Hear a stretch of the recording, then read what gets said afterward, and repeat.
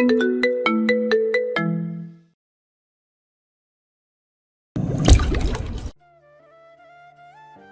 আমার হাত কেন ধরলেন আবার? আমি কিন্তু গোসল করে নিয়েছি, ছাড়ুন আমায়। কে শুনে কার কথা? রৌদ্রের কানের ধারে কাছেও যেন কথাটা ভিড়ল না, উল্টো সে একটানে মেয়েটাকে ঢুকিয়ে নিল ওয়াশরুমের ভেতর। ঘটনার আকস্মিকতায় বেচারি হতভম্ব। চোখের পলক পড়ার আগে রৌদ্র ঘটালো আরেক কাণ্ড। চট করে অরিনের চোয়াল চেপে মেয়েটার নরম ওষ্ঠপুট দখল করে নিল আলগোছে। এদিকে একের পর এক হুটহাট ঘটনায় বেচারি নিঃশ্বাস ফেলার জো নেই। রৌদ্রের চুম্বন গাঢ় হচ্ছে, হাত দুটো তার লেগে পড়েছে নিজেদের চিরায়িত কাজে।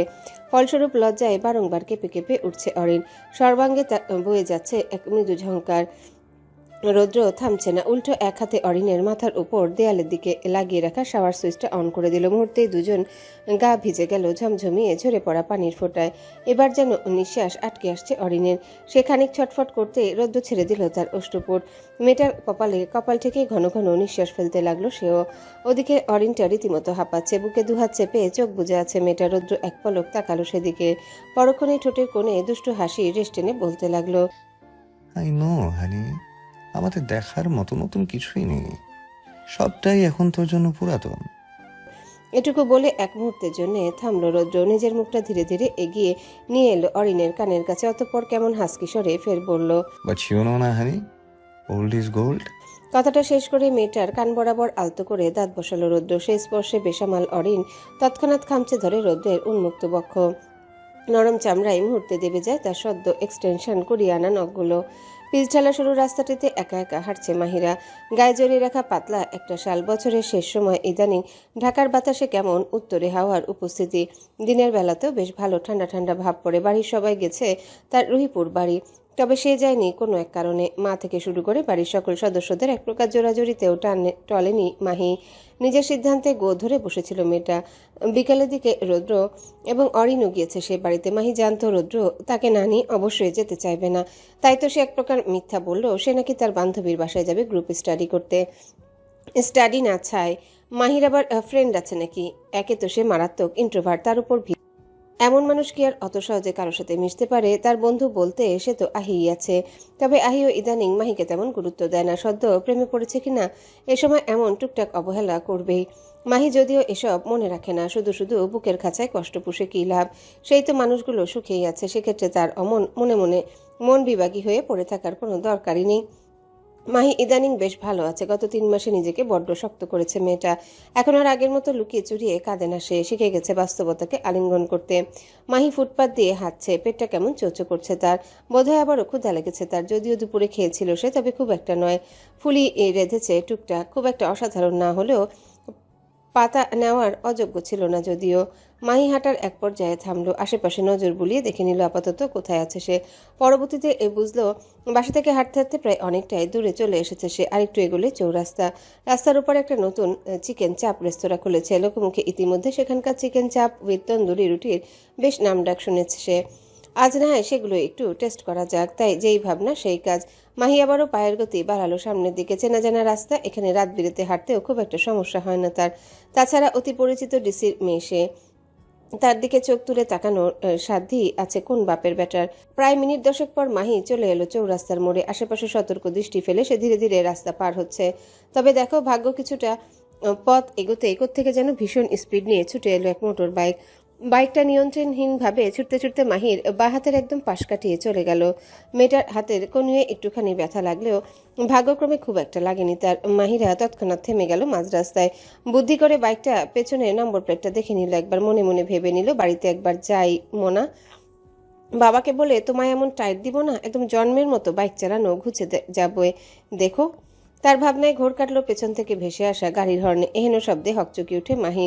গাড়ির দিকে না তাকিয়ে তৎক্ষণাৎ সরে গেল অন্যদিকে। ওদিকে গাড়ির ড্রাইভিং সিটে বসে থাকা একজোড়া বাদামি চোখ চকচকে দৃষ্টিতে তার দিকেই তাকিয়ে আছে। সে খবর কি আর আছে তার? মাহি চলে এলো সেই রেস্তোরাঁয়। খুঁজে খুঁজে একটা কর্নারে টেবিলে গিয়ে বসলো হাফ ছেড়ে। ওয়েটার এলে তার কাছে পছন্দসই খাবার অর্ডার দিয়ে বসে রইল খাবারের অপেক্ষায়। মিনিট 5 বাদেই একজন ওয়েটার গরম গরম দুটো থালা এনে রাখলেন মাহির সামনে। খাবারের সুঘ্রাণে নাক ধরে গেল মেয়েটার। সে তৎক্ষণাৎ ধীরে সুস্থে শুরু করলো খাওয়া যখন মাঝপথে তখনই কেমন পেট থেকে গলা অবধি ভরে গেল মাহির।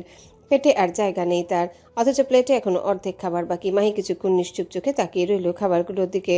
পরক্ষণে নিজের মনকে বুঝিয়ে শুনিয়ে টেবিল থেকে উঠে দাঁড়ালো আলগোছে। ওয়েটারকে ডেকে বিল দিয়ে চলে গেল রেস্তোরাঁ থেকে। বাড়ির দিকের রাস্তা ধরে এগোচ্ছে মাহি। বিকেল পড়ে এসেছে, আর একটু পর সন্ধ্যা নামবে। মেয়েটা নিজের পায়ের গতি বাড়ালো, গায়ের শালটা আর একটু টেনে টুনে জড়িয়ে হাঁটতে লাগলো দ্রুত কদমে। প্রায় মিনিট পাঁচেক হাঁটার পর হঠাৎ একটা কালো রঙের চকচকে বিএমডাব্লিউ গাড়ি এসে দাঁড়ালো রাস্তার পাশে। মাহি প্রথমে ভয়ে সিটিয়ে গেল, পরক্ষণে নিজেকে সামলে নিয়ে হাঁটতে লাগলো দ্রুত।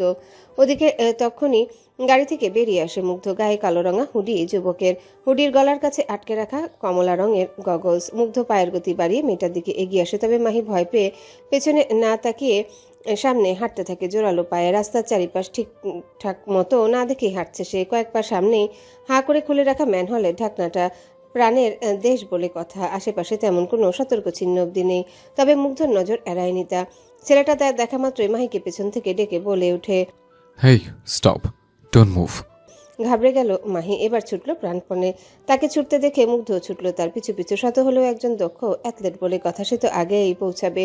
মুগ্ধ দৌড়ে এসে তৎক্ষণাৎ পেছন থেকে মেয়েটার কোমর আঁকড়ে ধরে এক হাতে। মুহূর্তে মাহির পা দুটো উঠে গেল জমিন হতে। মেয়েটা কেমন ঝুলে রইল মুগ্ধর হাতের বাঁধনে। ঘটনা যে এত দূর গড়াবে তা বুঝি স্বপ্নেও ভাবেনি সে। মেয়েটার চোখে মুখে স্পষ্ট ফুটে উঠেছে হত বিহবলতা। তবে তা বেশিক্ষণ স্থায়ী হয়নি। মুহূর্তখানেক বাদেই মাহি সামলায় নিজেকে। নিজের সর্বোচ্চ শক্তি দিয়ে মুগ্ধের বুক বরাবর ঘুষি বসাতে থাকে অনবরত, কিন্তু সে প্রহারে মুগ্ধের গাটা সামান্যখানিও দুলল না। ছেলেটার চোখে মুখে নেই কোনো প্রতিক্রিয়া, তবে ঠোঁটের কোণে লেগে আছে তাচ্ছিল্যের হাসি। প্রায় বেশ কয়েকটা ঘুষি বসিয়ে চেঁচিয়ে কেঁদে ওঠে মাহি। ওদিকে তার অমন কান্না শুনে থতমত খেয়ে বসল মুগ্ধ। তৎক্ষণাৎ ভরকে গিয়ে মেয়েটাকে নিজের হাতের মধ্যে ঝাঁকিয়ে ওঠে একটুখানি। ভরকে যাওয়া কণ্ঠে হতবাক হয়ে বলে, হ্যাঁ চশমিশ, কাঁদছো কেন? আমি কি তুমি বকুনি দিয়েছে নাকি মেরেছে? এহেন কথায় কান্নার বেগ আরো বাড়ালো মাহির। বেচারি কাঁদতে কাঁদতে হেঁচকি তুলছে রীতিমতো। মুগ্ধের বুকটা কেমন হঠাৎ করে মোচড় দিয়ে উঠল। আশ্চর্য, এমন একটা ছিচকাদুনে মেয়ে মানুষ কাঁদছে বলে তার মতো এমন শক্তপোক্ত পুরুষের বুক তো কাঁপার কথা নয়, তবে কাঁপছে কেন? মুগ্ধ এবার দাঁত খিচে দিল এক ধমক। Just shut up, stop crying, otherwise তুলে একটা আছাড় মারবো।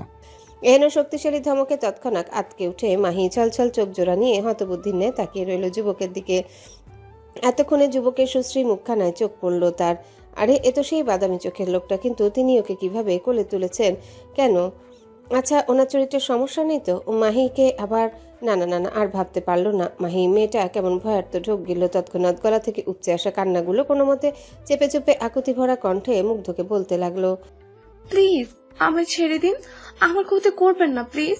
আমি মরে যাব সত্যি, আপনি আমায় মেরে ফেলুন, তবুও আমায়। বাকিটা শেষ হবার আগেই তাকে নিজের পেশিবহুল হাতের বাঁধন থেকে নামিয়ে দিল মুগ্ধ। মাহি কিছু বুঝে উঠবে তার আগে গাল বরাবর পড়ল এক শক্তপোক্ত হাতের চর। বেচারি তৎক্ষণাৎ নিজেকে সামলাতে না পেরে ছিটকে পড়ল রাস্তায়। গালটা বুঝি এই খসে পড়বে তার। চোখ দুটোর সামনেও কেমন আধার নেমে এলো হঠাৎ। কানের ভেতরটা কেমন ভো ভো করছে। এরই মধ্যে তার কানে এলো মুগ্ধের তেজি এবং শক্ত কণ্ঠ। ছেলেটা কেমন দাঁতে দাঁত চেপে বলছে, how do you think of me as a rapist, bloody dump? রাগে থরথর করে কাঁপছে মুগ্ধ। দৃঢ় চোয়ালখানা তার কেমন শক্ত হয়ে এসেছে এখন। চোখ দুটো যেন জ্বলন্ত অগ্নিস্ফুলিঙ্গ। ওদিকে মাহি কেমন হতবুদ্ধির ন্যায় পড়ে আছে মাটিতে। জীবনে প্রথমবার গালে চর পড়ল কিনা। এর আগে থোড়ায় কেউ গায়ে হাত তুলেছে তার। একে তো শান্তশিষ্ট, তারপরও মুখ চোরা মেয়ে। মুখটা সে কি নিষ্পাপ। এরকম একটা মেয়ের গালে কি হাত তুলে শুনি? দুহাত কোমরে চেপে মুগ্ধ কেমন চোয়াল শক্ত করে ঘন ঘন নিঃশ্বাস ফেলতে লাগলো।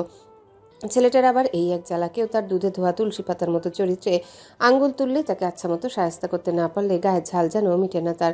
সে সামনের মানুষটা ছেলে হোক কিংবা মেয়ে, তাতে তার কিচ্ছু যায় আসে না। মাহি সময় নিয়ে নিজের ডান গালটায় হাত উঠিয়ে রাখলো। মুহূর্তে ব্যয় চোখ মুখ কুচকে এলো তার।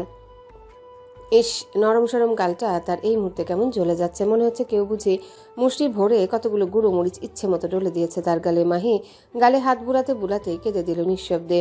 চোখ বেয়ে তার গড়িয়ে পড়ছে নীরব অশ্রু। এদিকে মুগ্ধ কেমন নাকের পাটা ফুলিয়ে দাঁড়িয়ে আছে কয়েক হাত দূরে। কিয়ৎক্ষণ বাদে এসে আরো কিছু বলতে যেই না মুখ খুলবে অমনি তার দিকে ছলছল চোখ জোড়া তাক করলো মাহি। মুগ্ধ থমকায় মুহূর্তে। গলার স্বরটা কেমন হুট করে হারিয়ে গেল তার। রাগে কুচকে রাখা কপালখানিও শিথিল হয়ে এলো তক্ষুনি। বেচারার বুকটা কেমন ধক করে উঠল মেয়েটার অশ্রুসিক্ত চোখ দেখে। মাহি মিনিট খানেক পেরোতেই নিজের চোখ নামিয়ে এনে তারপর ধীরে ধীরে মাটিতে দুহাত ভর দিয়ে উঠে দাঁড়ায়। পরনের ফ্রকটা খানিক ঝেড়ে নিয়ে কেমন করে ধরে আসা কণ্ঠে বলতে লাগলো, মাফ করবেন, আমি হয়তো ভুল বুঝেছি আপনাকে। কিছুক্ষণ আগেও বোধহয় এটুকু শোনার জন্য বেপরা ছিল মুগ্ধ। ক্ষোভে ফেটে যাচ্ছিল ছেলেটা, অথচ এখন আশ্চর্য। মেয়েটার মুখ থেকে অমন ক্ষমা চাওয়া শুনে মনটা কেমন আরও কদাপ উদ্বিগ্ন হলো তার। মাহি মাথাটা নুয়ে নাক টানছে। চোখের চশমাটা চরের বেপরোয়া কাণ্ডে আপাতত মাটিতে ছিটকে গিয়ে ভেঙে পড়ে আছে। মাহি ঘোলাটে চোখে এদিক ওদিক তাকালো একবার, পরক্ষণে ঠোঁট কামড়ে চুপচাপ পেছনে ফিরে হাঁটা ধরলো আলগোছে। মুগ্ধ আটকাচ্ছে না তাকে, কেন যেন ছেলেটার মন বলছে মাহিকে একটিবার আটকাতে, কিন্তু অনুভূতিহীন মস্তিষ্ক বরাবরই বাধা দিচ্ছে সে প্রক্রিয়ায়। মাহি হাঁটছে টলমল পায়ে, মেয়েটার ক্ষুদ্রকায় দেহটা কাঁপছে ক্ষণে ক্ষণে, বোধহয় কাঁদছে মেয়েটা। ইয়া আল্লাহ, এত পড়া কেন? আর ভাল লাগে না। বিয়ের পর কে পড়াশোনা করে? ধুর। টেবিলের উপর হা করে খুলে রাখা critical appreciation of English literature বইটি, বইয়ের পাতার ভাঁজে গোটা গোটা অক্ষরে লিখে রাখা পড়াগুলো যেন এক একটা তীর ছুটছে অরিনের দিকে। তাছাড়া সময়ের পড়া সময় না পড়ে রাখলে তো এমনটা হবেই। এখন অরিনের হচ্ছে মরণ দশা, কয়েকদিন পর ইনকোর্স পরীক্ষা, অথচ এখনো কিছুই পড়া হলো না তার। অরিন ফের পড়ার দিকে সরু চোখে তাকিয়ে থেকে আর্তনাদ করে ওঠে। এত কঠিন কেন? কাউচে বসে আছে রৌদ্র, চোখে এঁটে রাখা খয়েরি রঙে চিকন ফ্রেমের চশমাটা পরে সে বেশ মনোযোগ দিয়ে হসপিটালে জরুরি একটা ফাইল ঘাটছে। তবে এরই মধ্যে অরিনের অমন আর্তনাদ কানে আসতে ছেলেটার সকল ধ্যান ভাঙল। সে তৎক্ষণাৎ চিন্তিত মুখে মেয়েটার পানে দৃষ্টি ফেলল, গম্ভীর কণ্ঠে জানতে চাইল। কি হলো সানশাইন?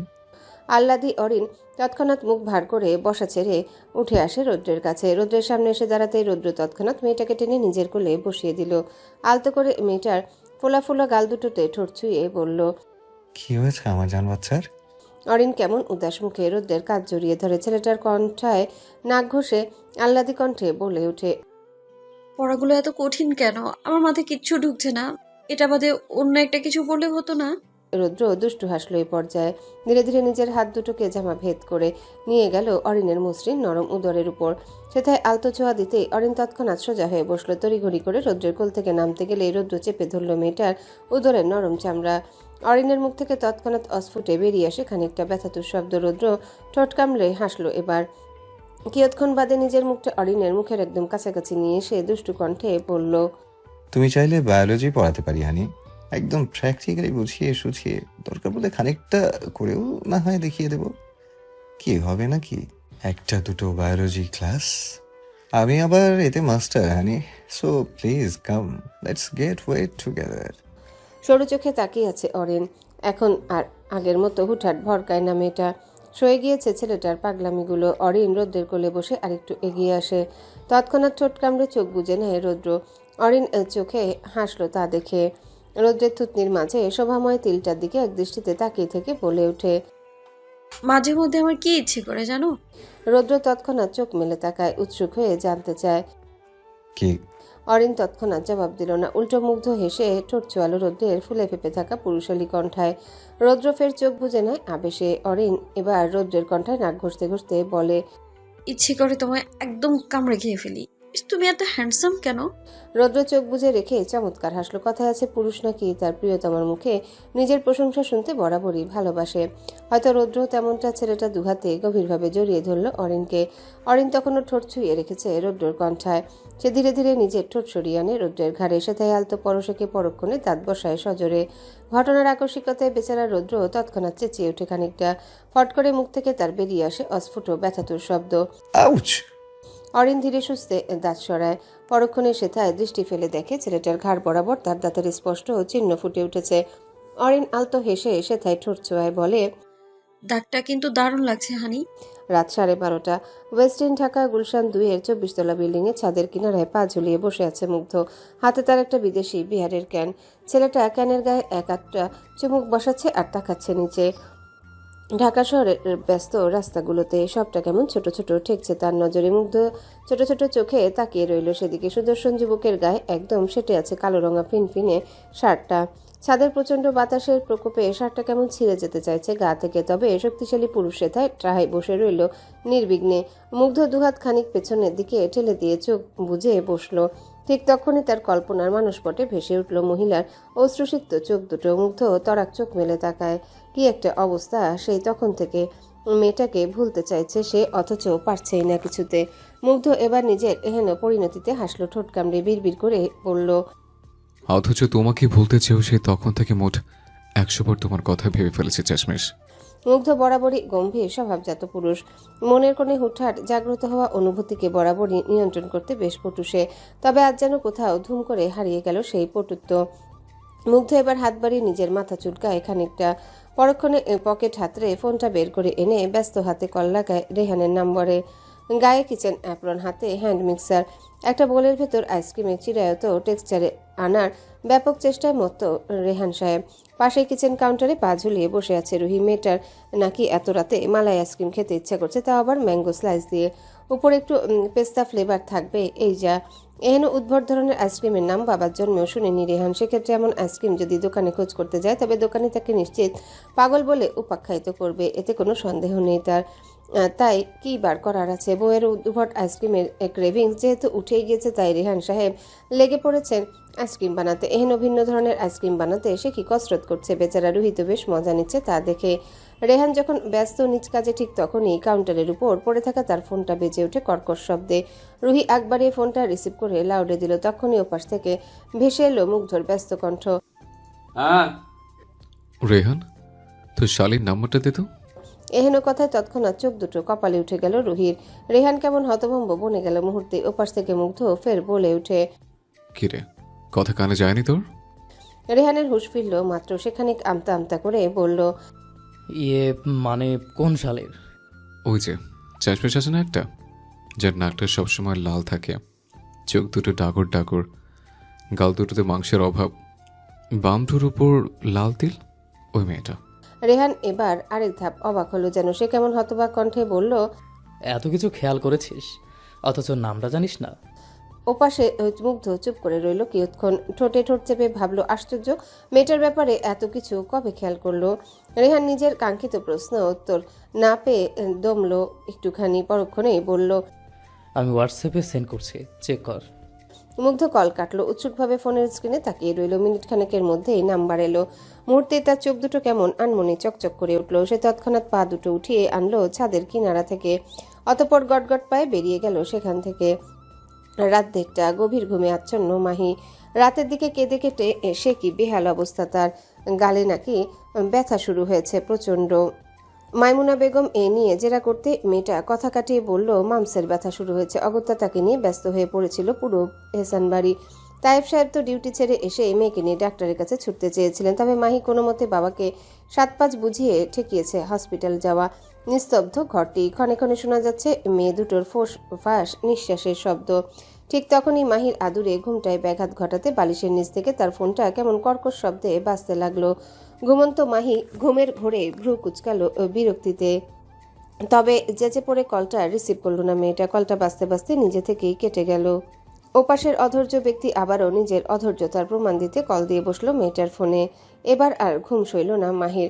খানিক নড়চড় করতে ঘুমটা কেমন কাঁচা হয়ে গেল তার। সে মুখের মাঝে একরাশ বিরক্তি নিয়ে ফোনটা বালিশের নিচ থেকে বের করে এনে কানে ঠেকায়। ঘুম জড়ানো মায়াবী কণ্ঠে থেমে থেমে বলল, হ্যালো। ওপাশের অধৈর্য ব্যক্তি মুগ্ধ থমকায় এক মুহূর্তের জন্যে। হৃৎপিণ্ডটা বোধহয় এক্ষুনি বন্ধ হয়ে গিয়েছিল এক মুহূর্তের জন্যে। কি শুনল সে? এ আবার কার কণ্ঠ? একটা সাধারণ বাক্য কেন জোরে এসে এতটা বুকে বিঁধল তার? কি আশ্চর্য কাণ্ড! মেয়েটা তবে জাদুকরি, জাদু জানে নিশ্চয়। মুগ্ধ সময় মুখ খুলল, গম্ভীর কণ্ঠে বলল, চেশমেশ, আর ইউ দেয়ার? প্রপাশ থেকে শুধু ভেসে আসছে ঘন ঘন নিঃশ্বাসের শব্দ। বোধ হয় মেয়েটা আবারও ঘুমিয়েছে। মুগ্ধ আর যেচে পড়ে জাগালো না মেয়েটাকে। উল্টো চুপচাপ মনোযোগ দিয়ে শুনতে লাগলো মেয়েটার প্রতিটা নিঃশ্বাসের শব্দ। এটাও কেমন মনোমুগ্ধকর ঠেকছে তার কাছে। কি একটা অবস্থা! দেশে এসে আবার ফাঁদে পড়েছে কিনা সে কে জানে। বেলা 9টা। রোজ রোজ কায়দা করে সকালের দিকে ঘুম ছেড়ে উঠলেও আজ মাহি বেশ বেলা করে ঘুমোচ্ছে। মাইমুনা বেগম বার কয়েক মেয়েকে এসে টুকটাক ডেকে গেছেন ঘুম থেকে উঠতে, তবে মেয়েটার আজ কি হলো কে জানে। সে আজ বিছানা ছাড়ছে না। এদিকে আহিরা ঘুম থেকে উঠেছে সেই কখন। ফ্রেশ হয়ে ব্রেকফাস্ট সেরে মেয়েটা এখন রেডি হচ্ছে কলেজে যেতে, অথচ মাহির উঠবার তেমন নামগন্ধও নেই। আহি ড্রেসিং টেবিলের সামনে দাঁড়িয়ে চুল বাঁধছে আর চোখে বার কয়েক চোখ রেখেছে আয়নায় প্রতিবিম্বিত হওয়া মাহির দিকে। প্রায় কিয়ৎক্ষণ বাদে মাহির নড়চড় দেখা গেল। হাত বাড়িয়ে মুখের ওপর থেকে ব্ল্যাঙ্কেটটা সরিয়ে দিয়ে মেয়েটা কেমন পিটপিট করে চোখ মেলার চেষ্টা চালাচ্ছে। আহি খেয়াল করলো সেদিকে। নিজের হাতের কাজ বহাল রেখে সে বলে ওঠে, কি রে, আজ ঘুম থেকে উঠবি না?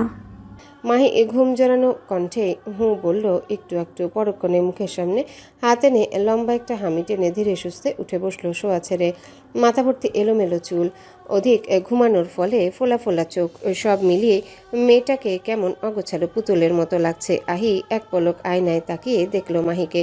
পরক্ষণে নিজের দৃষ্টি সরিয়ে এনে নিজে চিরায়ত খেকিয়ে ওঠা কণ্ঠে বলতে লাগলো, মহারানী, কি আজ আর কলেজে যাবেন না, নাকি পরে পরে গাদার মতো নাক টেনে ঘুমাবেন? ও, আপনার অবগতির জন্য জানিয়ে দিচ্ছি যে আজকে আমাদের সেকশনে ক্লাস টেস্ট আছে। আশা করি আপনি ভুলে খাননি কথাটা। অগত্যা এমন কথায় তৎক্ষণাৎ সকল তন্দ্রা কেটে গিয়ে হুঁশে ফিরল মাহি। চোখ দুটো তার এক মুহূর্তে বেরিয়ে আসার উপক্রম। যা, সে তো ভুলেই বসেছিল টেস্টের কথাটা। ইস, আজকে ক্লাস টেস্ট, অথচ সে কিনা এভাবে পড়ে পড়ে ঘুমাচ্ছে। মাহি তৎক্ষণাৎ জিভে দাঁত বসিয়ে হন্তদন্ত হয়ে বিছানা ছেড়ে নামলো। অতঃপর এক দৌড়ে কাবার্ডের কাছে গিয়ে সেখান থেকে কলেজ ড্রেসটা হাতে নিয়ে ছুটল ওয়াশরুমের দিকে। যেতে যেতে আহির উদ্দেশ্যে বলল, তুই রেডি হয়ে নিচে নাম, আমি আসছি। আহি ভ্রু গোটায় এহেন বাক্যে সন্ধিহান কণ্ঠে পরপরই জিজ্ঞাসা করে ওঠে, তুই ব্রেকফাস্ট করবি না? মাহি ওয়াশরুমের দরজা লাগাতে গিয়েও থামলো এক সেকেন্ডের জন্যে। ব্যস্ত কণ্ঠে জবাব দিল, না, সময় নেই, ক্যান্টিন থেকে কিছু খেয়ে নিব, তুই যা, রেডি হ। বলেই মাহি দৌড় আটকায়। এদিকে আহিও আর তেমন কিছু না ভেবে নিজের কাজে মগ্ন হলো ফের। মাথায় লম্বা একটা পনিটেল বেঁধে ঘাড় ঘুরিয়ে ঘুরিয়ে নিজেকে দেখে নেয় এক পলক। পরক্ষণে টেবিলের উপর গুছিয়ে রাখা নিজের ব্যাগটা কাঁধের একপাশে ঝুলিয়ে নিয়ে চুপচাপ পা বাড়ালো ঘরের বাইরে। প্রায় মিনিট 10 পর হন্তদন্ত পায়ে ওয়াশরুম থেকে বেরিয়ে আসে মাহি। হাত বাড়িয়ে খাটের পাশে ঝুলিয়ে রাখা স্ট্যান্ডে ওপর থেকে তোয়ালেটা নিয়ে ভেজা মুখটা কোনো মতে মুছতে মুছতে গিয়ে দাঁড়ালো ড্রেসিং টেবিলের সামনে। অতঃপর ব্যস্ত হাতে নিজের এলোমেলো চুলগুলোকে খানিক গুছিয়ে নিয়ে ছুটল পড়ার টেবিলের কাছে। সেখান থেকে নিজের ব্যাগ এবং চশমাটা তুলে নিয়ে হাঁটা ধরতে কি মনে করে যেন পা দুটো থেমে গেল তার। মাহি ঘাড় ঘুরিয়ে পেছনে তাকায়। তৎক্ষণাৎ বিছানার কাছে এগিয়ে গিয়ে বালিশের ধুধারে হাতড়ে খুঁজতে লাগলো নিজের ফোনটা। কিয়ৎক্ষণ বাদে পেয়েও গেল তা। মাহি ফোঁস করে স্বস্তির নিঃশ্বাস ফেলল। তখন ফোনটা হাতে নিয়ে আবারও পা বাড়ালো দরজার দিকে। তবে এরই মধ্যে তার চোখ গেল ফোনের স্ক্রিনে।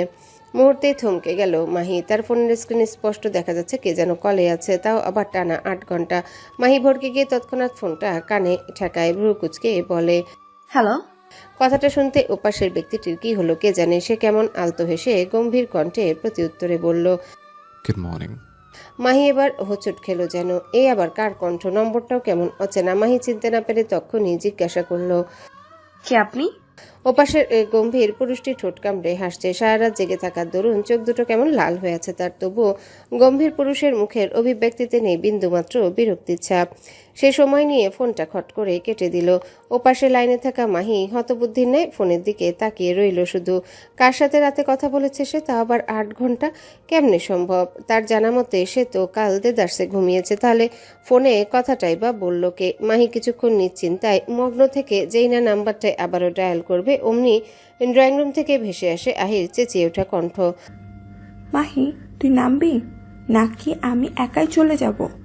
কথাটা কর্ণকুহরে পৌঁছাতে ব্যস্ত পায়ে বাইরে চলে গেল মাহি। মনে মনে ভেবেই নিল আগে কলেজে যাওয়া যাক, তারপর না হয় কলেজ থেকে ফিরে এসে দেখা যাবে বাকিটা। ঝা তকতকে সফেদ একটা অ্যাপ্রন বিছানার উপর সাজিয়ে রাখা। তার ডান পাশেই পড়ে আছে স্টেথোস্কোপ, বাঁদিকে পড়ে আছে গোটাকতক হলুদ আবরণের ফাইল। অন্যদিকে মেঝেতে বিছিয়ে রাখা এক্সারসাইজ ম্যাট।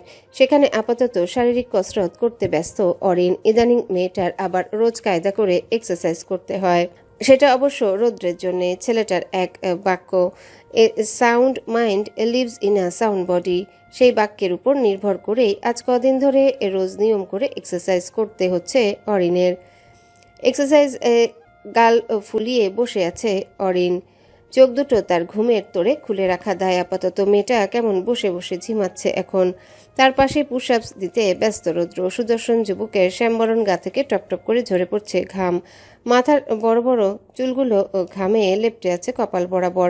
অরিন তার পিটপিট করে খুলে রাখা চোখ দিয়ে দেখছে তার ব্যক্তিগত পুরুষকে। রৌদ্র পুশআপস দেওয়ার এক ফাঁকে অরিনের দিকে ঘাড় বাঁকিয়ে চাইল। মুচকি হেসে ভ্রু নাচিয়ে দুষ্টু কণ্ঠে জিজ্ঞাসা করলো, সারা রাত আমায় এত কাছে থেকে দেখেও বুঝি তোমার মন ভরেনি সানশাইন? সেক্ষেত্রে তুমি বললে আমি আর একটু দেখাতে পারি। অরিন মুচকি হাসলো। তৎক্ষণাৎ সময় ব্যয় না করে উঠে বসলো রৌদ্রের চওড়া পিঠের উপর। সেথায় উবু হয়ে শুয়ে মাথা রাখলো রৌদ্রের পিঠের উপর। রৌদ্র স্মিত হাসলো মেয়েটার এহেন কাণ্ডে। পুনরায় নিজের পুষাপ দিতে লাগলো কোনোরূপ অসুবিধা ছাড়া। খানিকক্ষণ বাদেই শোনা গেল অরিনের ফোঁস করা ফেলতে থাকা নিঃশ্বাসের শব্দ। রৌদ্র থামলো এ পর্যায়ে। ঘাড় বাঁকিয়ে মেয়েটাকে ডাক দিয়ে বলল, সানশাইন, তুই আবারও ঘুমাচ্ছিস নাকি? অরিন ঘুম। ফোঁস করে নিঃশ্বাস ফেলা শব্দ ছাড়া আর কিছুই শোনা যাচ্ছে না মেয়েটার কাছ থেকে। রৌদ্র চট করে এক হাতে টেনে ধরল মেয়েটাকে। পরক্ষণে বেশ কায়দা করে অরিনকে ধীরে ধীরে নামিয়ে আনলো নিজের পিঠ হতে। মেয়েটাকে আলতো করে ম্যাটের উপর শুইয়ে দিয়ে রৌদ্র কিয়ৎক্ষণ তাকিয়ে রইল তার দিকে। আর ঘণ্টাখানেক পরে মেয়েটার ক্লাস। এই মুহূর্তে ঘুমিয়ে থাকলে কিভাবে হবে শুনি? রৌদ্র এক দুবার চাইলো মেয়েটাকে জাগাতে, তবে প্রতিবারই তার অমন চেষ্টা কেমন বৃথা বনে গেল। মেয়েটা কি সুন্দর করে ঘুমাচ্ছে, আর সে কিনা জাগিয়ে দেবে তাকে। ঘুম ভেঙে গেলে অরিনটা নিশ্চয়ই কষ্ট পাবে। আবার ভার্সিটিতে যাওয়াটাও তো জরুরি। রৌদ্র এবার পড়ল মহাদ্বন্দ্বে। কোনটা ছেড়ে কোনটা করবে তাই যেন ভাবছে বেচারা। কিছুক্ষণ ভাবাভাবির পর্যায়ে শেষ করে রৌদ্র অবশেষে মেয়েটার ক্ষুদ্র দেহটা আলতো করে টেনে নেয় নিজের বাহুডোরের মাঝে। অতঃপর মেয়েটার ঘুমন্ত নিষ্পাপ মুখশ্রীর পানে চেয়ে থেকে আলতো হাসলো ছেলেটা। পরক্ষণে নিজের মুখটা খানিকক্ষণ এগিয়ে এনে অরিনের গাল বরাবর আলতো করে নাক ঘষল। তবুও অরিনের কোনো হেলদোল নেই। রৌদ্র মেয়েটার গালে নাক ঘষতে বিড়বিড় করে বলল, উফ, তোর গালটা কি সফট হানি। আপন মনে বিড়বিড় করে থামল রৌদ্র। স্থির দৃষ্টি ফেলল মেয়েটার গোলাপি নরম অধৈর্যগুলের উপর। অতঃপর মুহূর্তে ব্যয়ে মুচকি এসে আলতো করে ঠোঁটে ঠোঁট ডুবিয়ে দিল মেয়েটার। ঘুমন্ত অরিনের অষ্টপুট নরমভাবে টানতে কেমন বেশ লাগছে নির্লজ্জ ছেলেটার। সে একবার অষ্টপুটদ্বয় ছাড়ছে তো আবারও টেনে নিচ্ছে। এহেন স্পর্শে ঘুম হাওয়া অরিনের। সে চোখ মেলে তাকায় রৌদ্রে চোখ বরাবর। বেড়াল চোখ দুটো আপাতত স্থির দৃষ্টিতে তাকিয়ে আছে তার দিকে। অরিন কিছুক্ষণ সময় নিল নিজেকে সামলাতে। পরক্ষণে নিজের হুঁশ ফিরতেই সে দুহাত দিয়ে ঠেলতে লাগলো রৌদ্রের বুক বরাবর। রৌদ্র থামলো। মেয়েটার অষ্টপুট ছেড়ে দিয়ে ভ্রু কুচকে তাকিয়ে রইল। গম্ভীর মুখে জিজ্ঞাসা করলো, কি সমস্যা, থামালি কেন? অরিন বা হাতের উল্টো পিঠে নিজের ঠোঁট দুটো ক্রমাগত ডলছে। কিয়ৎক্ষণ বাদে কেমন আর্তনাদ করে বলে ওঠে, যাক, আপনি মুখ না ধুয়ে আমার চুমু খেয়েছেন, ছি ছি। এহেন কথায় কুচকে রাখা ভ্রুদয় আরো খানিকটা কুচকে আসে রৌদ্রের। সে চোখ ছোট ছোট করে চেয়ে রইল অরিনের দিকে। পরক্ষণে কি মনে করে হালকা বাঁকা হেসে বলল, সামান্য এটুকু চুমুতেই ছি, তাই না? অরিন চোখ মুখ কুচকে রেখেছে। রৌদ্র তখন নিজেদের মধ্যকার সকল দূরত্ব এক ঝটকায় শেষ করে দিয়ে অরিনের কণ্ঠদেশে আলতো করে হাত রাখলো। সেখানে আলতো করে চাপ দিয়ে নিজের বেশ খানিকটা কাছে টেনে আনলো অরিনের ক্ষুদ্র মুখখানা। অতঃপর কোনোরূপ বলা কওয়া নেই মশায়ের। সে তখনই ঝাঁপিয়ে পড়ল মেয়েটার নরম ওষ্ঠপুটের উপর। এবার আর নরম সরম স্পর্শ নেই। সে স্পর্শে যুক্ত হয়েছে বেশ গভীর আশ্লেষ। অরিন হাত পা ছুড়ে ছাড়াতে চাইছে নিজেকে, তবে রৌদ্র তা হতে দিলে তো। রৌদ্র নিজের ওষ্ঠপুটের কাজ বহাল রেখে তৎক্ষণাৎ একটানে অরিনকে বসিয়ে দিল নিজের কোল বরাবর। অরিন উঠতে নিলেই মেয়েটার কোমর আঁকড়ে ধরল রৌদ্র। নিজের বেহায়া হাতের স্পর্শ চালালো মেয়েটার সর্বাঙ্গে। ধীরে ধীরে অরিন স্বাভাবিক হচ্ছে। হয়তো সে বুঝে গিয়েছে এই পাগলের সাথে তার আর পেরে উঠবার জো নেই। এদিকে অরিনকে শান্ত হতে দেখে ভ্রু গুটায় রৌদ্র। এক মুহূর্তের জন্য অরিনের ওষ্ঠপুট ছেড়ে দিয়ে সে কেমন গম্ভীর মুখে জিজ্ঞাসা করলো, কি হলো হানি, নড়চড় বন্ধ করে দিলি যে? হতভম্ব চোখে তাকায় অরিন। চোখ দুটো কেমন ছোট ছোট করে জিজ্ঞাসা করে ওঠে, তা না হলে কি করব? রৌদ্র এবার ঠোঁট কামড়ে হাসলো। অরিনের চোখে চোখ রেখে ধীরে ধীরে হাত নিয়ে গেল মেয়েটার জামার ফাঁক গলিয়ে মসৃণ উদরে। সেথায় অবাধ্য বিচরণ চালিয়ে মেয়েটার কান বরাবর মুখ নিয়ে ফিসফিস করে বলল, তুমি ছটফট না করলে ফিল পাই না হানি। তুমি বারবার নিজেকে আমার কাছ থেকে ছাড়াতে চাইবে, আর আমি জোর করে তোমায় আটকে ফেলবো। আমার বেপরোয়া কর্মকাণ্ড সইতে না পেরে তুমি আমায় থামতে বলবে, আর আমি তা শুনে আরো বেপরোয়া হব। That feeling just kills me হানি।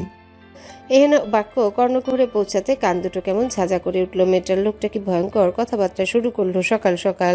ছি ছি, সে তো ভালো মেয়ে, তার সাথে এসব কথা কি আর সাজে? অরিন তৎক্ষণাৎ নিচে ঠোঁট কামড়ে ধরে তা দেখে রৌদ্র কেমন মোহগ্রস্ত নেয় বলে ওঠে, Come closer, honey. I need a little us time. বাক্য শেষ হবার আগে রৌদ্রের হাত দুটো ব্যস্ত হলো মেয়েটার পরনে জামাটার বাটন খুলতে। অরিন হকচকিয়ে সরতে নিলে তার দিকে কেমন নেশালো চোখে তাকায় রৌদ্র। ঠোঁট কামড়ে আলতো হেসে বলে ওঠে, নেশা ধরিয়ে কয়ে যাও বউজান, আগে এই নেশা কাটাও, তারপর যেথায় ইচ্ছে সেথায় যাও। I won't stop you then honey. Force করে নিঃশ্বাস ফেলল অরিন। চুপচাপ নির্বিকার ভঙ্গিতে তাকিয়ে রইল রৌদ্রের দিকে। লোকটা ইদানিং এত বেপরোয়া হয়েছে না, মেয়েটার প্রায়শই বেগ পোহাতে হয় তাকে সামলাতে।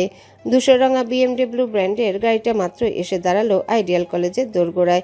কিয়ৎক্ষণ বাদে গাড়ি থেকে নেমে আসে মুগ্ধ নামে সেই সুদর্শন বিদেশি যুবক। বলিষ্ঠ দেহে তার এঁটে রাখা কালো রঙা শার্ট, যা কেমন আষ্টেপৃষ্টে জড়িয়ে আছে ছেলেটার গায়ে। জিম করা বলিষ্ঠ দেহটা এক প্রকার স্পষ্ট ও চক্ষুগোচর হচ্ছে বাইরে থেকেও। যুবকের মাথা ভর্তি কালার করা সিল্কি চুলগুলো কেমন হাওয়ায় দুলছে ক্রমাগত। আশেপাশে দাঁড়িয়ে থাকা রমণীগণ এক প্রকার চোখে গিলে খাচ্ছেন উক্ত নজর কাড়া যুবককে। তবে যুবক আবার এদিকটায় বড্ড না কুচু। তিনি আশেপাশে তেমন নজর না দিয়ে গটগট পায়ে এগিয়ে গেলেন কলেজ গেটের সামনে। দারোয়ান তাকে দেখে আলতো হেসে সালাম দিয়ে জানতে চাইলেন, জি কিছু বলবেন?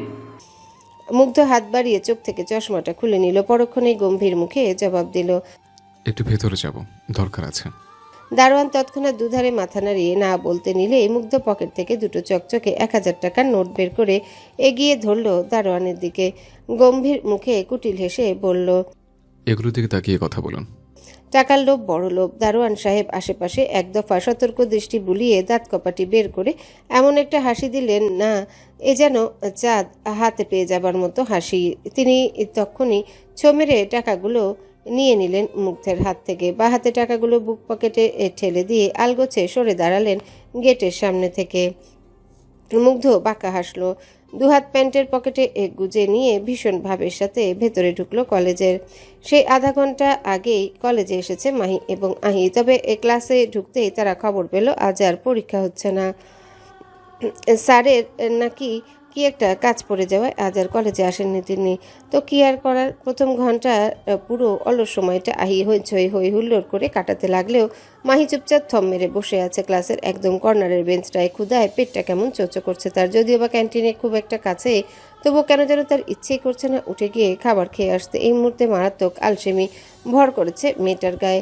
মাহি গালে ডান হাত রেখে কোনোই ঠেকিয়ে বসলো হাই বেঞ্চে।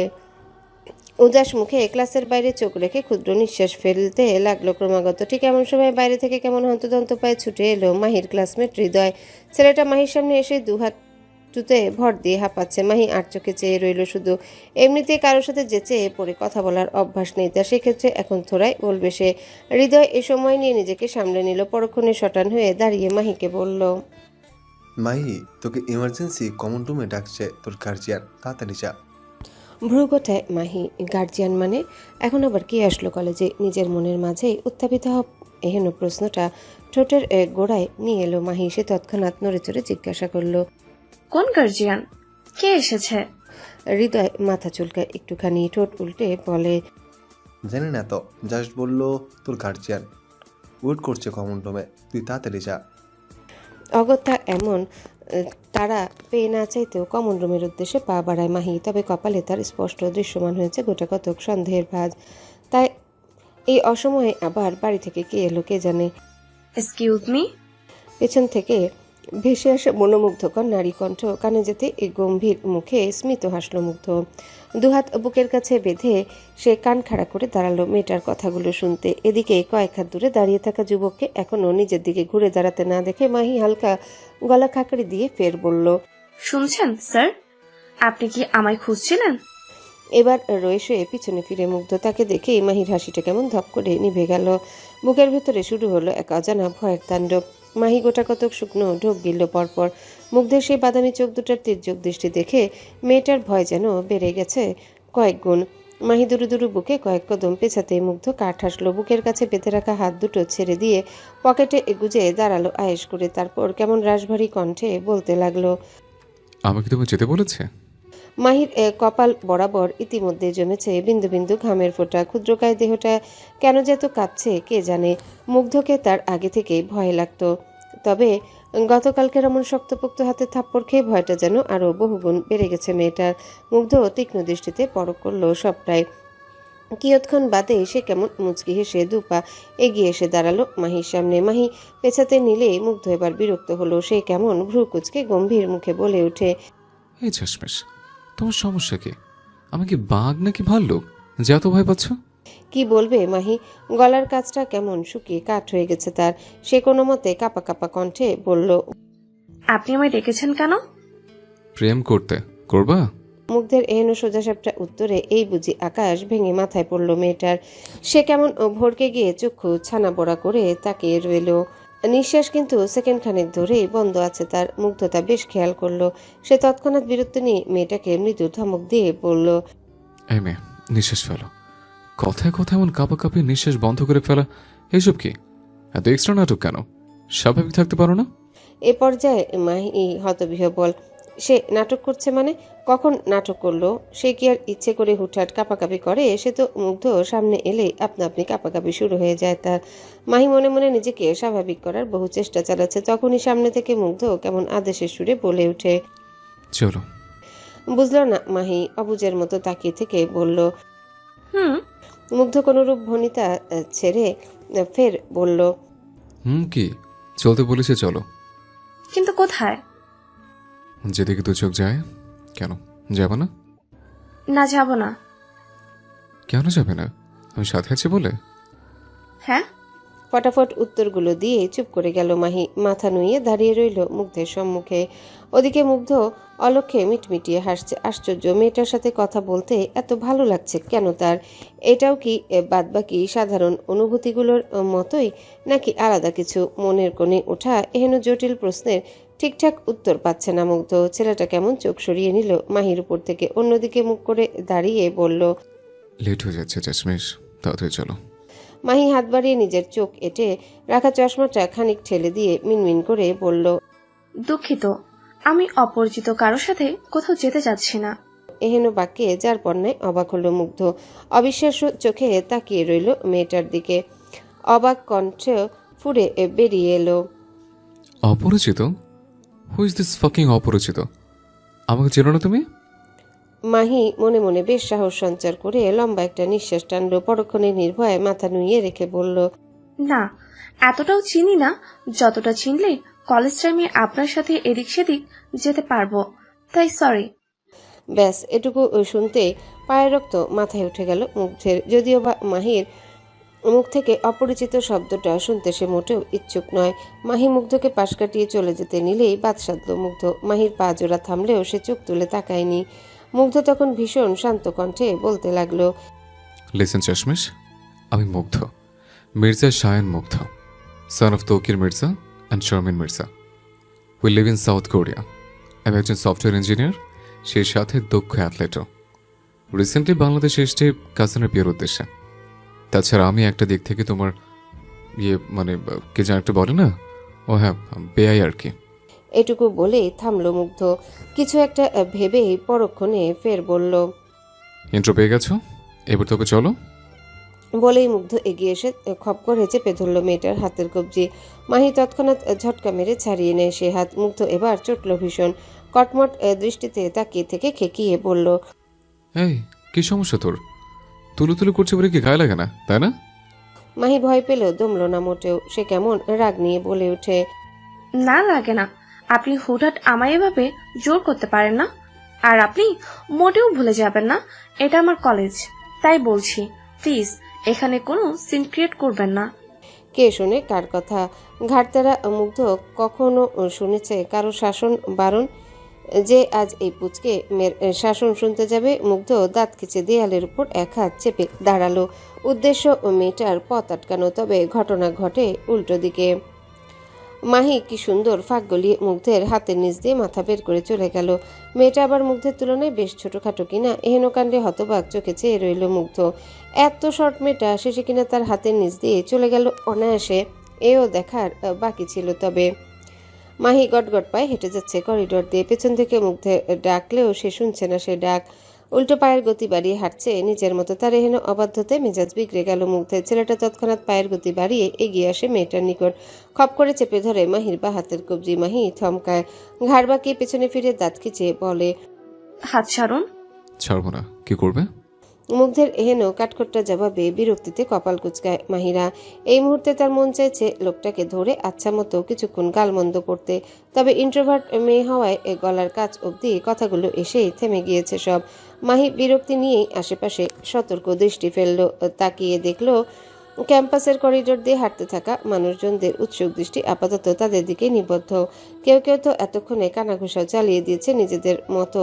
তা দেখে মাথাটা আচমকায় ভন ভন করে ঘুরতে লাগলো মাহির।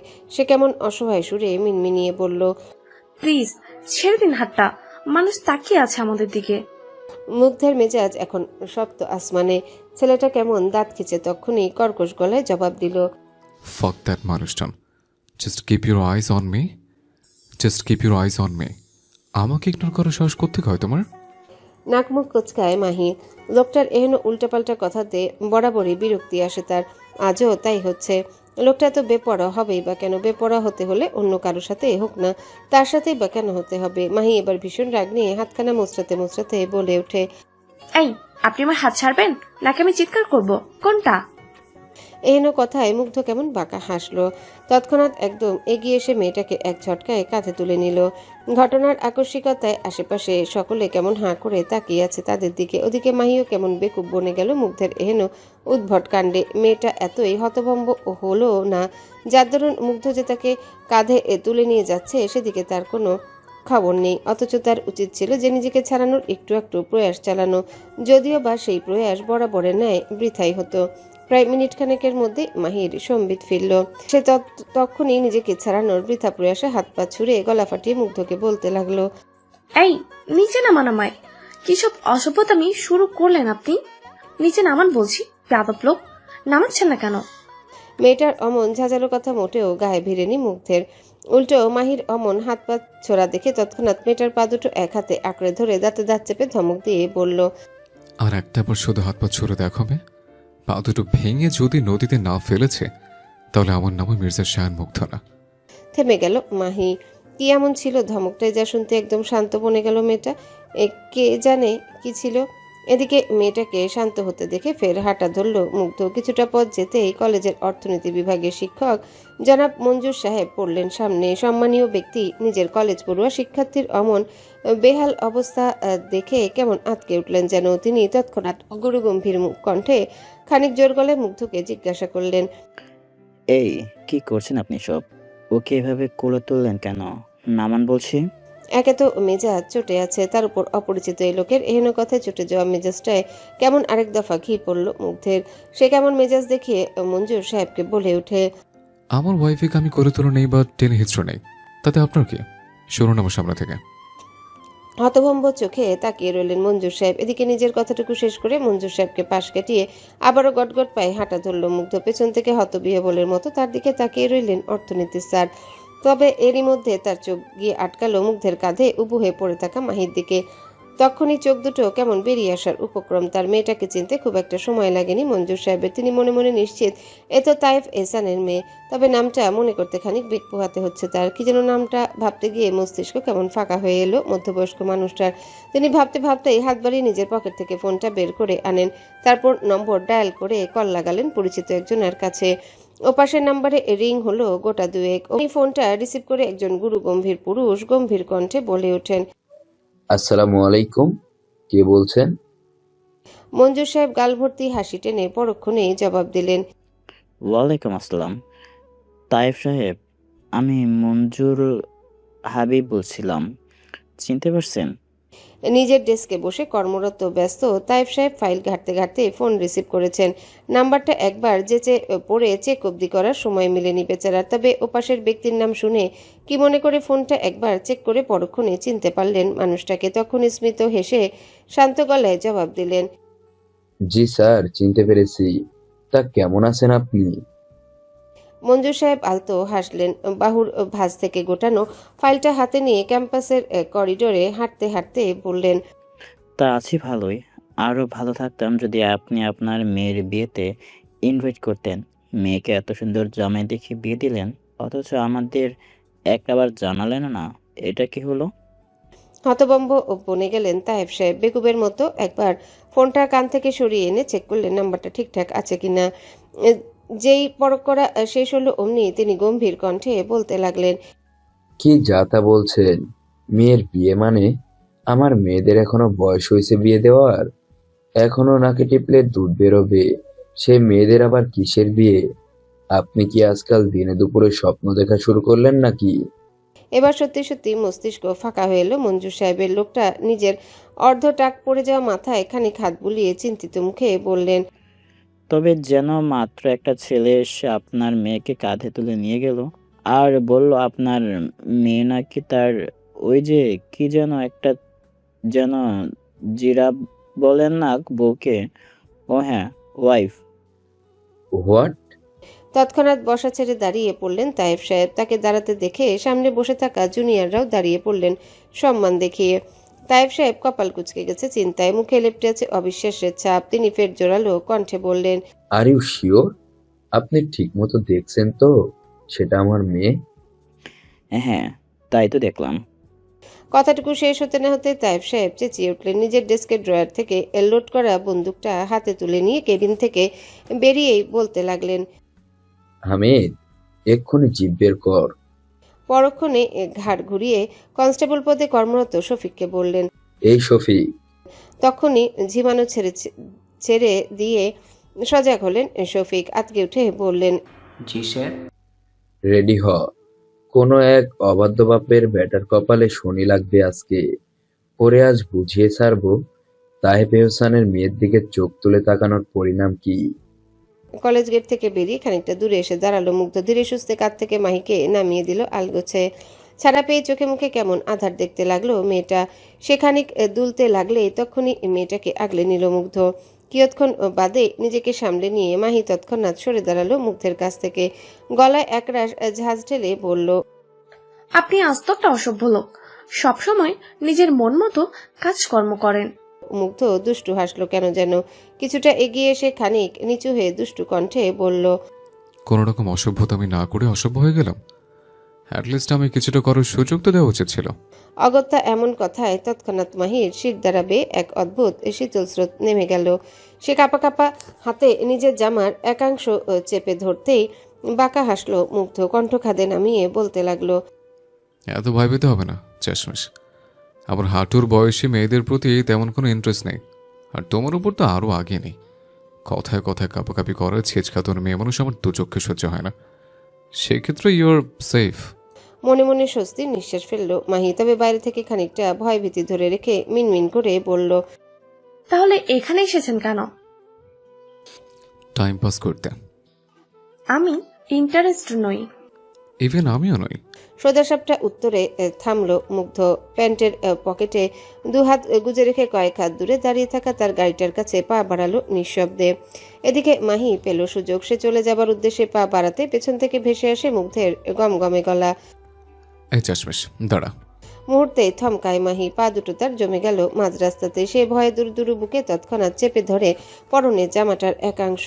ওদিকে মুগ্ধ কেমন আগুন চোখে তাকিয়েছে মেয়েটার পিঠের দিকে। এইটুকু একটা হাঁটুর বয়সী মেয়ে কিনা এত তেজ যে তাকে উপেক্ষা করে চলে যায়।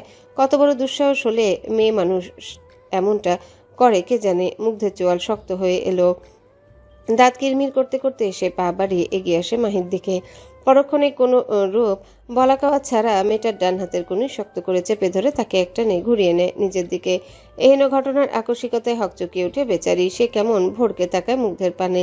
ওদিকে মুগ্ধের চোখ দুটো দিয়ে এবার যেন আগুন বেরোচ্ছে। সে তখনই অন্য হাতে মাহির চোয়াল চেপে ধরে খেকিয়ে বলে উঠে, তোকে আমি যেতে বলেছি?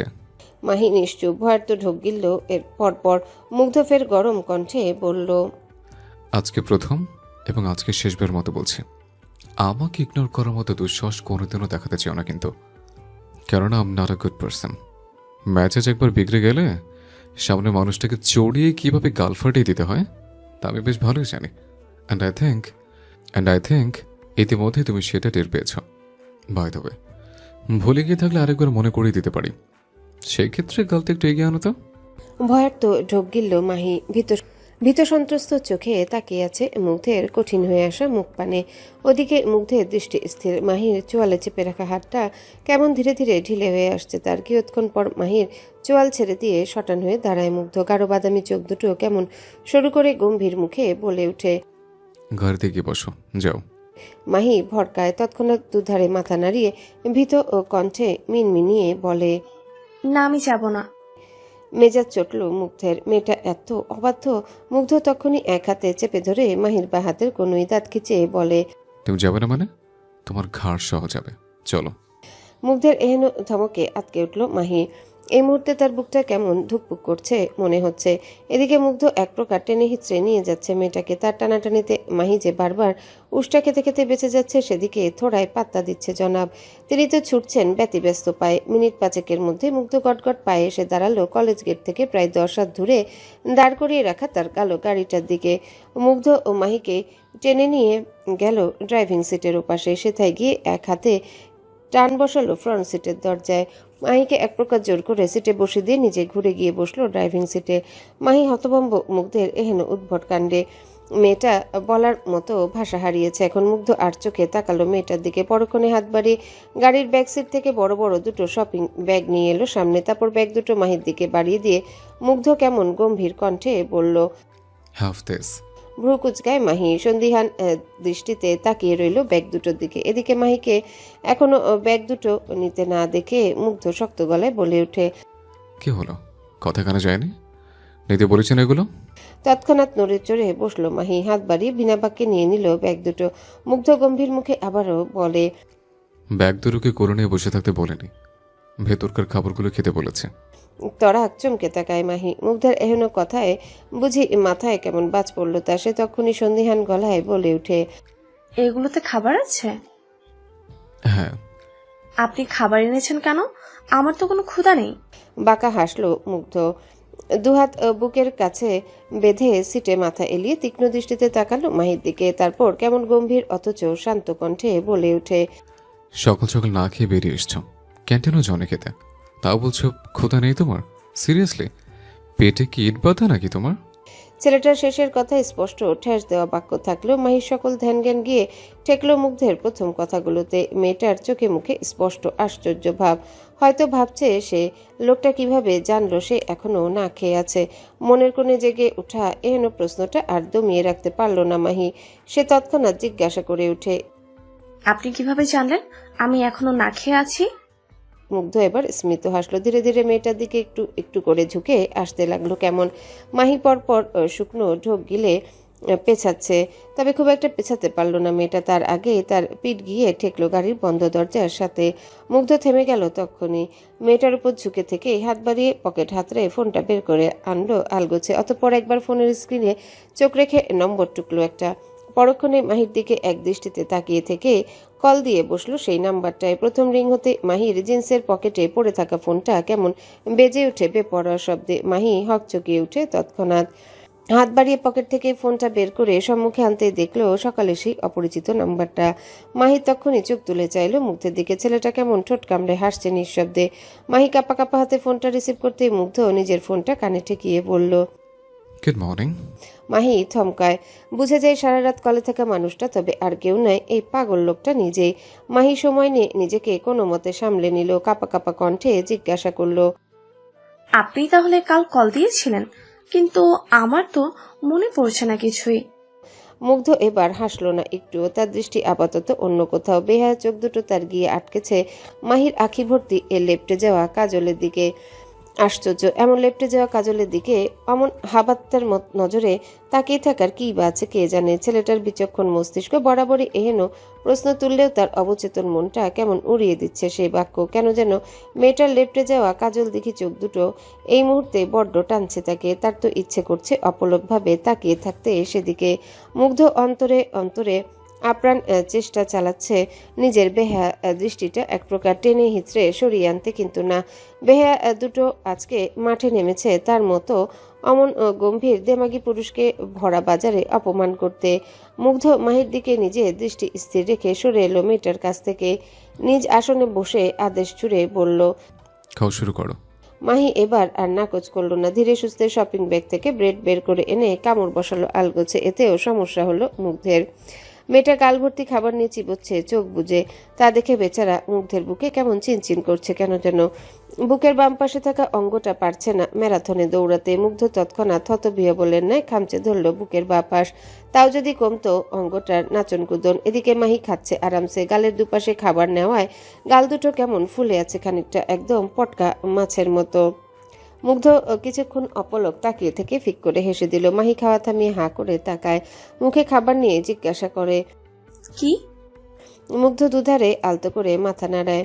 নিজ উদ্যোগে পানির বোতলের ক্যাপটা খুলে মেয়েটার দিকে বোতলটা এগিয়ে দিয়ে বলল, তুমি খুব কিউটলি খাবার খাও চাশমিশ, and I don't know why but I like ইট।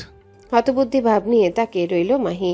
বলার মতো কিছু না পেয়ে আপাতত চুপ করে রইল মেয়েটা। ওদিকে মুগ্ধ ফের তাকে তাড়া দিয়ে বলে ওঠে, খেয়ে নাও চাশমিশ। খাওয়ার পর্ব ও শেষ মাহির। মুগ্ধ 2 ব্যাগে খাবার আনলেও মেয়েটা খেয়েছে 3 ভাগের 1 ভাগেরও অর্ধেক। তা দেখে মুগ্ধ কেমন গাল বাকিয়ে বলে ওঠে, ব্যাস এটুকুই? মাহি মাথায় নাড়ায় ওপর নিচ। মুগ্ধ তখন বাঁকা হেসে বলে, বাহ, তুমি তো দেখছি ভীষণ মিতভোজী। বাই দ্য ওয়ে, তোমার উঠবে কিন্তু ভীষণ আনলাকি হবে তোমায় পেয়ে, কেননা তার ফিউচার ওয়াইফ কেমন গুনে গুনে খাবার খায়। কপালে ভাঁজ পড়ল মাহির। সে তৎক্ষণাৎ নড়ে চড়ে বলে ওঠে, গুনে গুনে খাবার খেলেও সে আনলাকি হতে যাবে কেন? সে তো লাকি হবে এই জন্য যে আমি যেহেতু কম খাই সেহেতু তার টাকা বাঁচবে। মুগ্ধ এবার শ্লেষাত্মক হাসলো। নিজের শার্টের কলারটা খানিক টেনে টুনে ঠিকঠাক করে নিয়ে বলতে লাগলো, আমি ভেবেছিলাম তুমি জাস্ট মিতভোজী, বাট এখন দেখছি তুমি তো কৃপণও। খাবার কম খাও বলে টাকা বাঁচবে? সিরিয়াসলি এমন কথা করার মাথায় আসে নাকি? ঠিক এর জন্য তোমাকে আমার ভালো লাগে না। আপনাকে ভালো লাগাতে বলেছে কে শুনি? সবাইকে সবার ভালো লাগবে না, এটাই তো স্বাভাবিক। এহেন কথায় ভ্রু কুচকায় মুগ্ধ। মেয়েটার পানে ঘাড় বাঁকিয়ে তাকায় সন্দিষ্ট দৃষ্টিতে। এদিকে তার এহেন দৃষ্টি দেখে থতমত খেয়ে বসলো মাহি। ভাবছে মুখ ফসকে ভুল কিছু বলে ফেললো কিনা। মাহি সঙ্গে সঙ্গে মাথা নিচু করে নেয়। ঠিক তখনই তার কানে ভেসে আসে মুগ্ধের তাচ্ছিল্য ভরা কণ্ঠ, তুমি তো দেখছি কথাও বলতে জানো। Not bad. মাহি এবার বেজায় বিরক্ত। সে তৎক্ষণাৎ হাত বাড়িয়ে গাড়ির দরজা খুলে বেরিয়ে আসে। কলেজের দিকে পা বাড়াতেই আবারও থমকে গিয়ে পেছনে তাকায়। সে গাড়ির জানালার কাছে একটুখানি ঝুঁকে এসে মুগ্ধকে কিছু বলতে যাবে, অমনি দেখলো মুগ্ধ গাড়িতে নেই। কি ব্যাপার? এতক্ষণ তো এখানেই বসেছিল লোকটা, তবে এখন কোথায় গেলে? এসব ভাবতে ভাবতে ভ্রু গোটায় মাহি। শটান হয়ে দাঁড়িয়ে যেই না পিছনে ফিরল, অমনি মুগ্ধের শক্তপোক্ত বুকের সাথে ধাক্কা খেলো মেয়েটা। ধাক্কা খেয়ে পিছিয়ে গেল 2 কদম। ইস, নাকটাতেও বেজায় ব্যথা লেগেছে তার। মাহি এক হাতে নাক ডলছে। মুগ্ধ তা দেখেও দেখলো না যেন। সে কেমন গম্ভীর কণ্ঠে বলল, আমাকে খুঁজছিল নাকি? মাহি উপর নিচ মাথা নাড়াতে গিয়েও থেমে গেল। আমতা আমতা সুর তুলে বলল, না মানে ধন্যবাদ জানাতে চাচ্ছিলাম আপনাকে। কোন দুঃখে? এই যে খাবার খাওয়ালেন সেজন্য। ও আচ্ছা, বাট আমি তো খাবার খাওয়ানোর বদলে ধন্যবাদ চাচ্ছি না, আমার দরকার অন্য কিছু। এ পর্যায়ে চুপ করে গেল মাহি। সন্দিহান চোখে তাকায় মুগ্ধের দিকে। সময় নিয়ে জানতে চায়, কি দরকার? মুগ্ধ কেমন ঠোঁট পিষে হাসলো। একটু একটু করে মেয়েটার দিকে পা বাড়িয়ে এগিয়ে আসতে লাগলো। এদিকে মাহিও পিছিয়ে যাচ্ছে রীতিমতো। পেছানোর এক পর্যায়ে তার পিঠ ঘেঁষলো গাড়ির সাথে। মুগ্ধ বাঁকা চোখে তাকিয়ে থেকে মেয়েটার এক পাশ দিয়ে হাত রাখলো গাড়ির উপরে। অতঃপর শান্ত অথচ নিরেট কণ্ঠে বলল, সময় হলে ঠিক আদায় করে নেব, ওসব চাও চাওয়ের মধ্যে আমি নেই। বুকে ফের কাঁপন ছড়িয়ে গেল মাহির। মেয়েটা নিজের চোখ দুটো তুলতে পারছে না এখন। মুগ্ধ তৎক্ষণাৎ হাত নামিয়ে সরে দাঁড়ায়। প্যান্টের পকেটে 2 হাত গুজে বলে, কলেজ জমে। এই কথারই যেন অপেক্ষায় ছিল মাহি। মেয়েটা কেমন হন্তদন্ত হয়ে পা বাড়ালো সামনের দিকে। তবে কদমখানা বাড়াতেই পেছন থেকে ফের কবজি টেনে ধরল মুগ্ধ। মাহি আবারও বিরক্ত। সে দাঁতে দাঁত চেপে কিছু বলতেই যাবে, অমনি তার কানে ভেসে আসে মুগ্ধের অদ্ভুত শীতল কণ্ঠ, তোমার নাম কি মেয়ে? হতভম্ব ও বনে গেল মাহি। তড়িৎ ঘাড় বাঁকিয়ে পেছনে ফিরল মেয়েটা। অবাক কণ্ঠে বলল, আপনি আমার নাম জানেন না? মুগ্ধ আলতো হাসলো। সামান্য কাজ ঝাঁকিয়ে বেশ ভাব নিয়ে বলল, যার প্রতি কোনো ইন্টারেস্ট নেই তার নাম মনে রেখে আমি কি করব? তাছাড়া আমি কারো নাম মনে রাখি না, বিশেষ করে মেয়েদের। তোমারটাও মনে নেই। আচ্ছা শোনো মেয়ে, আমি নয় তোমাকে চশমেশ বলেই ডাকবো, কেমন? তোমার কোনো আপত্তি আছে? মাহি নাক ফুলিয়ে নিঃশ্বাস ফেলে মুখ খুলবে তার আগে মুগ্ধ কেমন কাটকাট কণ্ঠে বলে ওঠে, তোমার হাজারখানেক আপত্তি থাকলেও রিমেম্বার, আই ডোন্ট কেয়ার। বলেই সে ছেড়ে দিল মাহির হাত। প্যান্টের পকেটে 2 হাত গুজে দাঁড়াতে কিছু একটা মনে পড়ে যাওয়ায় সে তখনই সন্দিহান গলায় জিজ্ঞাসা করে ওঠে, অ্যাডজাস্টমেন্ট, তোমার বাবা যেন কি করে? মাহি কবজি ডলছে বারবার। লোকটা যেভাবে ধরে না, মনে হয় কবজিটা যেন এক্ষুনি হাত থেকে খুলে পড়বে। মেয়েটা নাক মুখ কুচকে প্রতি উত্তরে বলল, ধানমন্ডি থানার ভারপ্রাপ্ত ডিসি। কথাটা শোনা মাত্র এক অদ্ভুত বাঁকা হাসি দেখা মিলল মুগ্ধের ঠোঁটের কোণে। ছেলেটা এক হাতে নিজের রঙিন চুলগুলোতে আঙ্গুল চালিয়ে ভরাট কণ্ঠে বিড়বিড় করে বলল, তাহলে তো ব্যাপক খেলা হবে। মাহি শুনল না কথাটা। সে জানতে চেয়ে জিজ্ঞাসা করে, কি বললেন? মুগ্ধের বাঁকা হাসিটা ধপ করে নিভে গেল তক্ষুনি। মুখাভাবে পরিবর্তন ঘটল নিমিষে। সে কেমন শক্ত গলায় মেয়েটাকে বলে ওঠে, ছোট মানুষেরও তো কিসের কিউরিওসিটি, সময় হলে ঠিক জানতে পারবে। এখন যাও কলেজে, যাও। শেষ কথাটা কেমন জোর দিয়ে বলল মুগ্ধ। মাহিও বনে গেল বেকুব। লোকটা কেমন গিরগিটির মতো রং পাল্টায়, এই হাসে তো এই ধমকায়। ধুর, মাহি আর কিছু না ভেবে চলে গেল সেখান থেকে। এদিকে তার চলে যাওয়ার পথে এক দৃষ্টিতে তাকিয়ে থেকে বাঁকা হাসলো মুগ্ধ। আপন মনে নিজেকে শাসিয়ে বিড়বিড় করে ফের বলল, হ্যালো বন্ধুরা, পরবর্তী পার্ট খুব তাড়াতাড়ি আসবে, তো সবাই অপেক্ষায় থাকো। আর চ্যানেলটি যারা এখনো সাবস্ক্রাইব করোনি তারা পরবর্তী পার্ট দেখার জন্য চ্যানেলটি সাবস্ক্রাইব করে রেখো। ধন্যবাদ সবাইকে, আমাদের সাথেই থেকো।